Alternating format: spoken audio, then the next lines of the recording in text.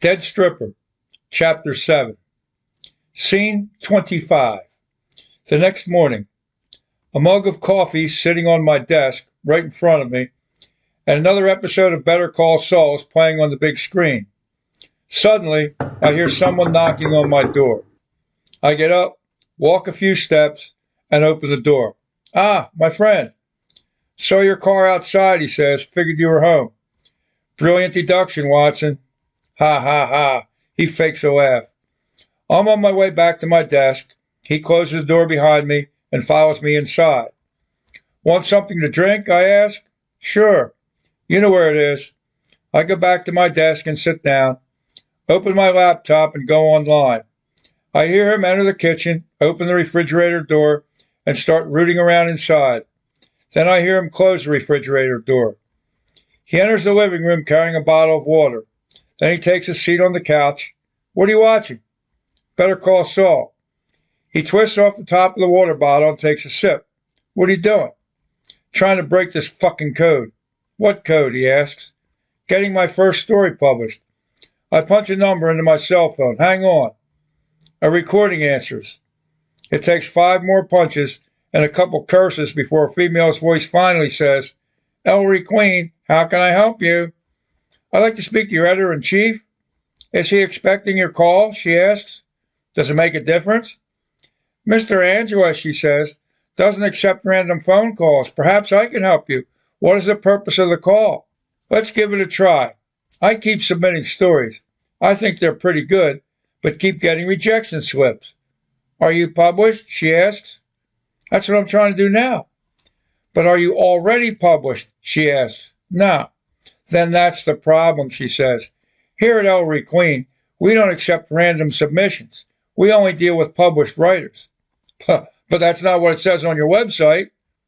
I'm sorry for any confusion, she says, but that is our policy. I end the call, set the phone on the desk, and close my laptop. Any luck? My friend asks. Struck out swinging. But at least I found out why I keep getting rejections. You have to be a published writer. So now what? He asks. I have to find a publication that deals with unpublished writers. I stand up, pick up my coffee, and move over to the couch. Then I take a seat next to my friend, stretch out my legs, and prop my feet on the coffee table. Oh, he says, almost forgot. How'd it go with your stripper last night? Different. I sip my coffee. How so, my friend asks. I actually talked to this one. No shit. He punks me a little. Not afraid she might misconstrue something you say? Good one. I punk him back. For you. Ha ha ha. Another fake laugh. She talked my ass off from the time I picked her up until I dropped her off. About what? He asks. About blowing this guy and fucking that guy.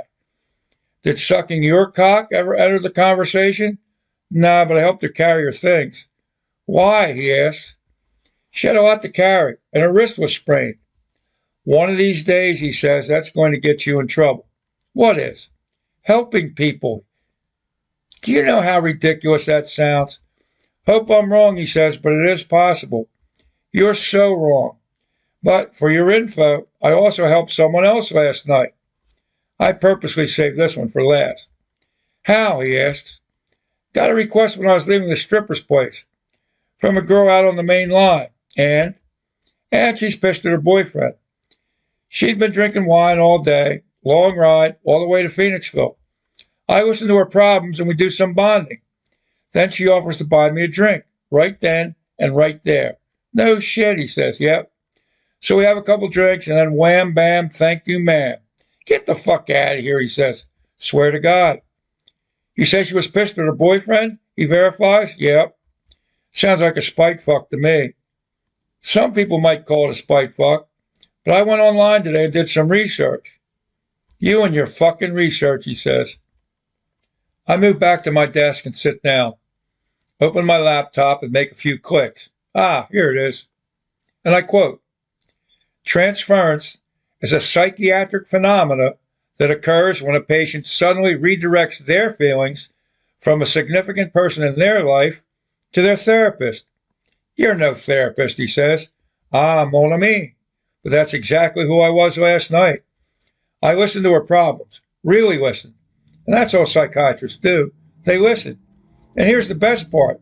And once again, I quote, this transference is often manifested as an erotic attraction toward their therapist. Interesting. Just like that, the boyfriend's out and I'm in. I feel honored, he says. How so?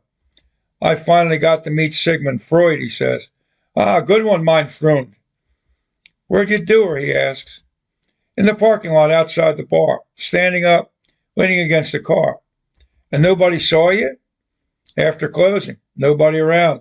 Moon shining down, stars twinkling up above, and I made her bark like a dog.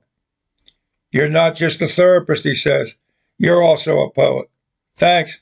I'm smiling. You should have made a video, he said, and posted it on YouTube. You going to see her again? You're not going to believe this, my friend. Well, ladies and gentlemen, that's it for Chapter 7.